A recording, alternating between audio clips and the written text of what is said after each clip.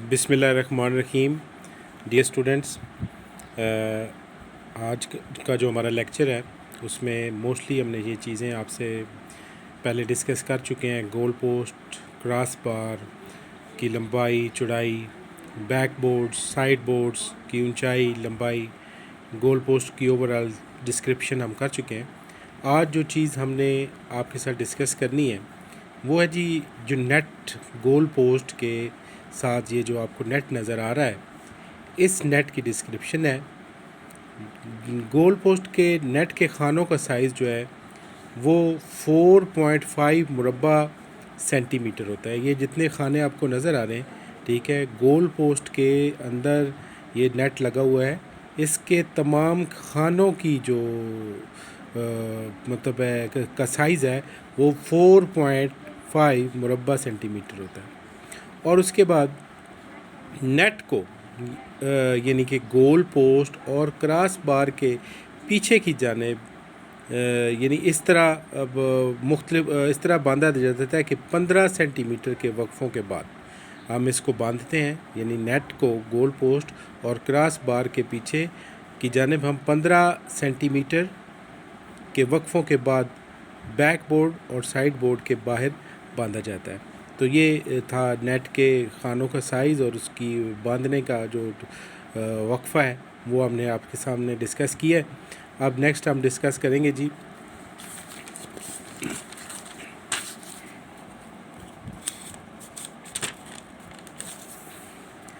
यानी आप नेक्स्ट जो हमारा टॉपिक है वो ये होगा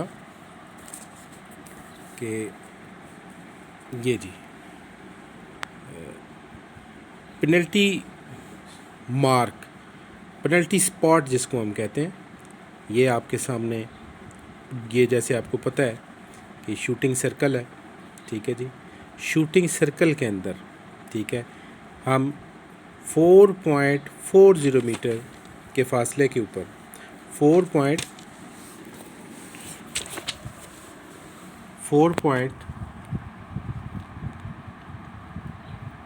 4 ये आपके सामने यानी कि 6.40 मीटर के फासले के ऊपर हम जो है वो पेनल्टी स्पॉट बनाते हैं जी।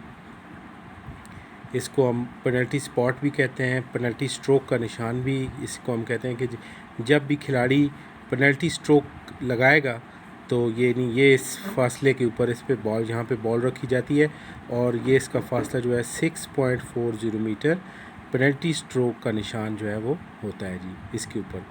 नेक्स्ट चीज़ है जी, ग्राउंड के चारों कोनों के ऊपर फ्लैग पोस्ट लगाए जाते हैं। नेट गोल ग्राउंड के चारों कोनों के ऊपर ये जो चीज़ आपको नज़र आ रही है ये हम फ्लैग पोस्ट लगाते हैं।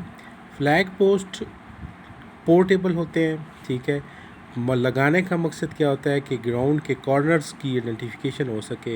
यानी जब खिलाड़ी मूव कर रहा होता है ग्राउंड के अंदर, ठीक है, तो उसको ग्राउंड के जो कॉर्नर्स हैं, चारों कॉर्नर्स वो विजिबल हों इजीली। और ये पोर्टेबल लगाए जाते हैं और ऐसा मटेरियल यूज़ किया जाता है कि जो किसी भी खिलाड़ी के लिए ख़तरनाक साबित ना हो, उसके लिए इंजरी का बायस न बने। फ्लैग पोस्ट की अगर हम डिस्कस करें अपना इसकी लंबाई के हवाले से, अगर इसकी हम डिस्कशन करें, देखें इसको, तो फ्लैग पोस्ट की ऊंचाई जो है, यानी ये इस तरह पोर्टेबल फ्लैग पोस्ट बनाए जाते हैं और इसकी ऊंचाई कम से कम जो है 1.20 मीटर और ज़्यादा से ज़्यादा इसकी 1.50 मीटर इसकी ऊंचाई होती है। और उसके बाद ये जो आपके सामने ये झंडी बनी हुई है, ठीक है, इस झंडी का साइज़ जो है वो 30 मुरब्बा सेंटीमीटर जो है इसकी झंडी का साइज़ जो है वो होता है। यानी इसका 30 मुरब्बा सेंटीमीटर से ज़्यादा या कम जो है वो नहीं होना चाहिए। एटमोस्ट इसका 30 मुरब्बा सेंटीमीटर तक इसका साइज़ होता है। और ये कलरफुल फ्लैग पोस्ट जो है वो ग्राउंड के चारों कोनों के ऊपर ये हम लगाते हैं जी। ये आपको नज़र आ रहा है, ये नज़र आ रहा है, और ये चारों कोनों के ऊपर हम इसकी फ्लैग पोस्ट जो है वो लगाते हैं। तो आज के लेक्चर में हमने ये चीज़ें डिस्कस की हैं, फ्लैग पोस्ट डिस्कस किया है, उसकी डिस्क्रिप्शन की है, पेनल्टी स्पॉट को डिस्कस किया और नेट के खानों के साइज़ को डिस्कस किया। Thank you very much. Next lecture में इंशाल्लाह आपके साथ हाज़िर होंगे।